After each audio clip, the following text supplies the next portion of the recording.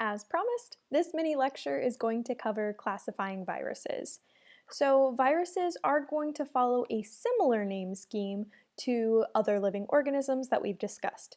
The difference is viruses don't have a kingdom or a domain because we don't follow completely the classification scheme since they're not living organisms. So we've kind of modeled the classification similar to other organisms, but that's going to be the main difference is you're not going to have a kingdom, you're not going to have a domain, you're going to start with the order. Order is going to be the highest point that you're going to have for viruses. And there's 9 orders of viruses currently. And that's as of 2017. The International Committee on Taxonomy of Viruses established the 9 orders, so that's what we're going to follow. So, just so you know, 9 orders of viruses currently exist. Within the order, you're going to have a family name. Behind the family name, you would have a genus name. And then species is where we're going to get a little bit different. So normally whenever we write out an organism's identity, so for bacteria, for example, we always did the genus and then species, and both of those would be italicized. So I'm just going to write genus, species, and try to write it italicized. And typically whenever you're writing it by hand, you just underline that portion to indicate that that would be italicized. Right, so that's going to be the normal, what we would expect with bacteria or pretty much any other living organism. But that's not going to be the case when we're classifying viruses. So I'm just going to erase that now because that's not what we're doing. What we are going to have is genus will still be the italicized name, but when we get to like a species name, typically what we use is a common name, and so that doesn't need to be italicized. Common name.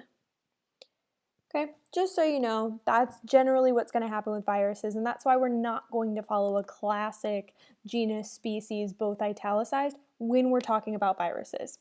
The rest of the organisms that we talk about will still need to follow that naming scheme, right? So viruses are going to go against the grain a little bit there.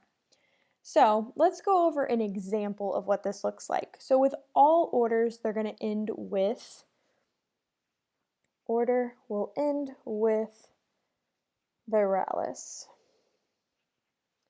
And so an example of this would be herpes. Herpes viralis. Right, and that would be an order name. So that would be underlined as well because that's going to be italicized. Then we would have the family name. So this is the order here. Then we're going to go move into the family. Box around that. So with the family, for herpes is going to be herpes in the beginning. But all family names are going to end in viridae. So it would be herpes viridae, would be the family name. And once again, that would be underlined because that should be an italicized name.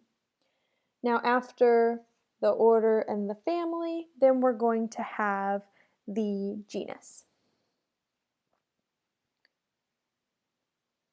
And the genus in this case is going to be, let's say in particular of the herpes viruses, we're going to do the chickenpox. Okay, so chickenpox for the genus name would be, all of the genuses will end in virus, by the way. Virus, and this one is going to be, this is where it gets different. So far we've had herpes, herpes.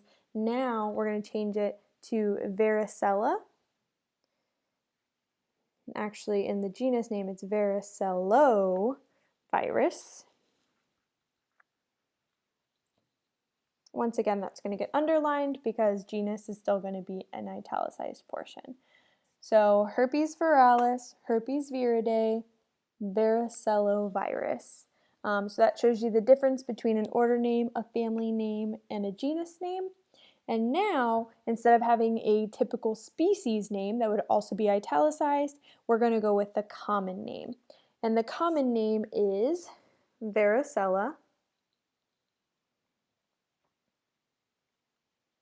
zoster virus. So that's the actual name of the virus. And then the common name for this disease, so I'm going to put common name here.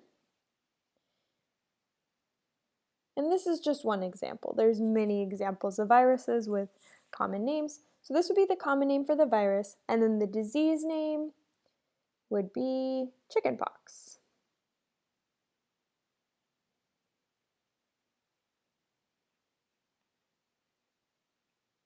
So some of you may be young enough that you actually received a chickenpox vaccine and never got the chickenpox, and so that's awesome. Congratulations on your youth and being able to take advantage of the varicella zoster virus vaccine or the chickenpox vaccine. Myself, I am old enough that there was not a vaccine available before I got the chickenpox.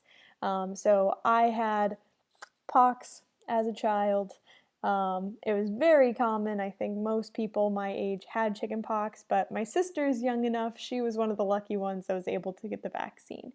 So that's just one example of how we classify viruses. Hopefully that helps to understand how we classify them and why it's different from, say, bacteria. But that pretty much sums up what I want to talk about with classifying viruses. So as always, let me know if you have questions. You can message me on Canvas or you can send me an email.